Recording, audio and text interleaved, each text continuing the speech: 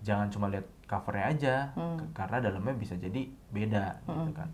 Tapi fitrahnya manusia biasanya melihat sampulnya dulu, melihat penampilannya dulu. Kadang ada beberapa juga yang berpikir bahwa penampilan itu mencerminkan kualitas atau kepribadian gitu ya. betul.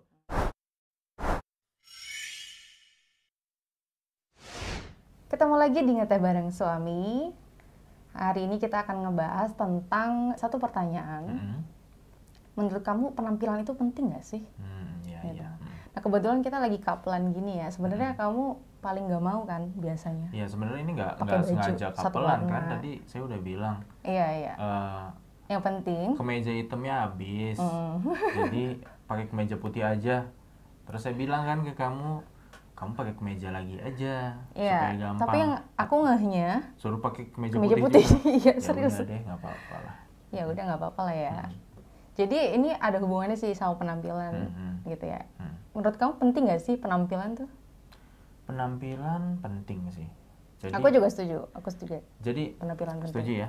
Tapi ada kan, kita bahas dulu nih. Ada kata-kata yang ngomong gini, jangan menilai isi buku dari sampulnya. Sebenarnya sih bukan menilai isi buku dari sampulnya. Mungkin kata-katanya harus lebih tepatnya gini, jangan hanya menilai isi buku dari sampulnya. Karena bisa jadi sampulnya sudah lecek tapi isinya bagus, bisa jadi gitu kan. Cuma permasalahannya kita memang selalu melihat dari sampulnya dulu gitu kan. Kayak misalkan kita beli ke toko buku nih, kita punya ada buku yang jadi inceran nih. Dari sekian buku inceran itu yang judulnya sama, pasti kita akan beli yang sampulnya masih bagus dong. Bukan yang udah dibuka gitu yang kan. pasti terbungkus rapi gitu. Iya betul gitu. Jadi nggak ada masalah tentang itu. Jadi maksudnya ungkapan itu mungkin lebih ke hanya jangan cuma lihat covernya aja, karena dalamnya bisa jadi beda gitu kan. Tapi fitrahnya manusia biasanya melihat sampulnya dulu, melihat penampilannya dulu. Kadang ada beberapa juga yang berpikir bahwa penampilan itu mencerminkan kualitas atau kepribadian gitu ya. Iya betul. Nah tapi ini ada kisah yang menarik. Karena saya kan industri sebelumnya industri entertainment. Jadi kita itu ketika mau dealing atau pitching budget sama klien, kita tuh sampai harus gathering information sama si kliennya. Makanya calon klien. Kadang-kadang kita minta emailnya untuk ngirim surat penawaran. Kadang-kadang kita email sih yang paling penting.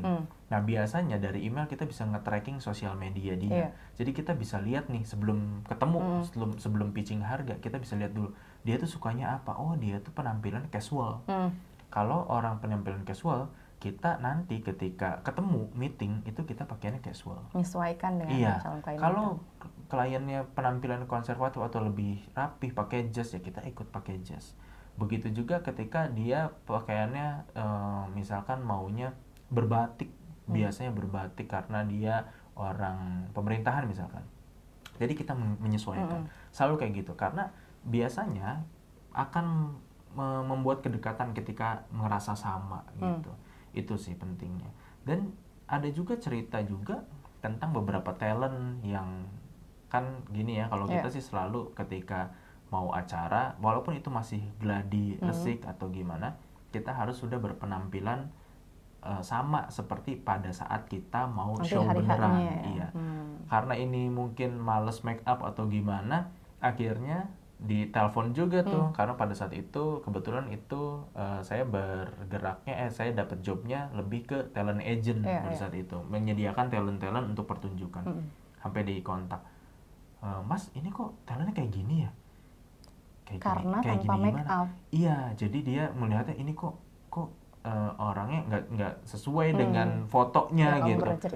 Nah padahal bukan nggak sesuai, karena mereka talentnya belum make up pada saat itu.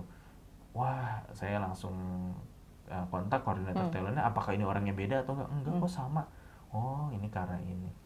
Akhirnya saya kasih pengertian gini, Pak itu kebetulan ini lagi capek atau gimana jadi belum make up. Itu sebenarnya orangnya sama, nanti kita bisa gladi lagi mungkin pada saat 1 atau 2 jam ke depan sudah berpakaian rapi sama persis gitu dengan pada saat nanti mau show besoknya gitu.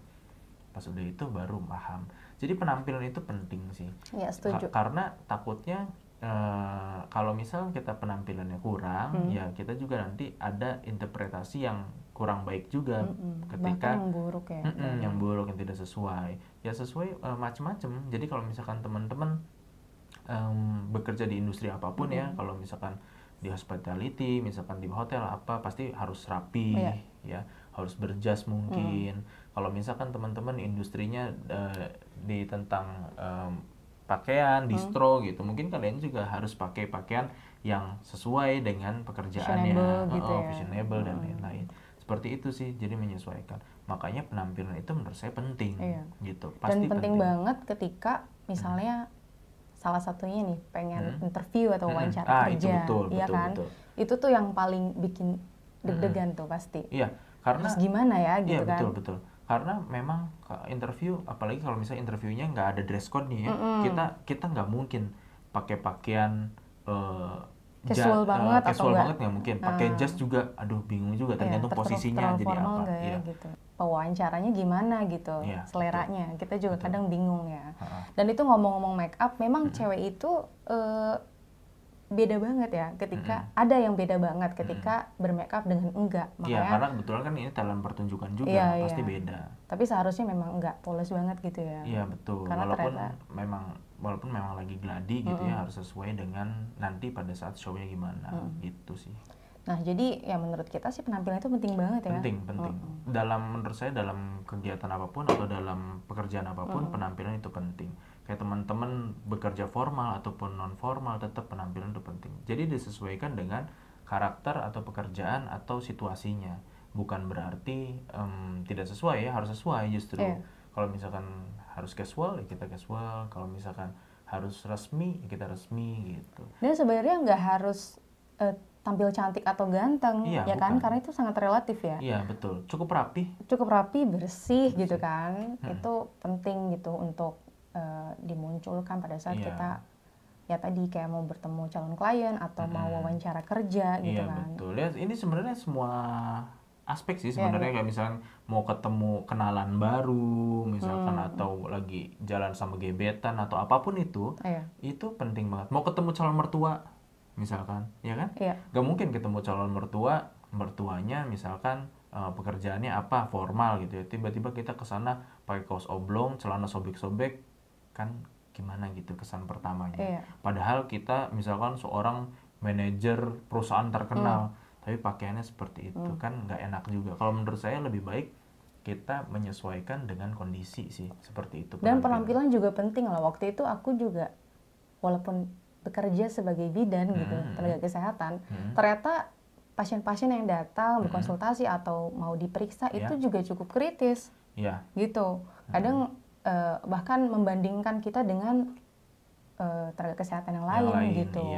Kalau ini ibu bajunya rapih ya, maksudnya pantas, tahu nggak sih yang itu yang sebelah sana nggak kayak gitu, kurang rapi segala macam. Jadi dari situ menyadarkan aku bahwa itu penting gitu. Penampilan, terus cara berpakaian, cara kita berbicara juga. Iya, jadi memang harus menyesuaikan sih. Lagi-lagi ya memang benar, jangan menilai cuma dari cover buku dari gitu cover, ya. tapi kita juga harus menerima bahwa kenyataannya bahwa kita tuh memang saling menilai dari penampilan dulu. Nanti setelah kesan pertama gitu kan. Nanti selanjutnya ketika ngobrol ya selanjutnya bisa jadi memang sesuai dengan penampilannya, bisa jadi berbeda. Makanya walaupun teman-teman punya value yang bagus, tapi penampilan juga harus mendukung. Nah, itu aja mungkin bahasan kita kali ini. Makasih yang udah nonton Ngeteh Bareng Suami kali ini. Sampai jumpa di Ngeteh Bareng Suami selanjutnya.